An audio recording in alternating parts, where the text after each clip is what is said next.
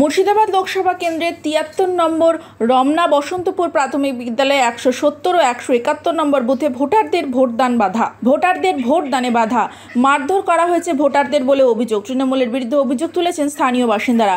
Booth jam করার চেষ্টায় বিশাল police বাহিনী ধাওয়া করে দুষ্কৃতীদের ছত্রভঙ্গ করে দেয়।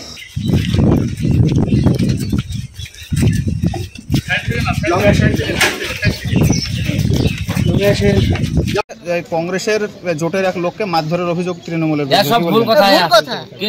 কেউ মারেনি, এরা এখানে সন্ত্রাস সৃষ্টি করার জন্য এরা এখানে দাঁড়িয়ে আছে। এরা কোনো ঝামেলা না, শান্তশিষ্টভাবে ভোট আছে, ওদের বিরোধীদের কোনো ভোট নাই, ওদের মাথা খারাপ হয়ে গেছে, তাই ওরা উল্টে পাল্টা বকছে, অশান্তি করছে জোটের লোকেরা।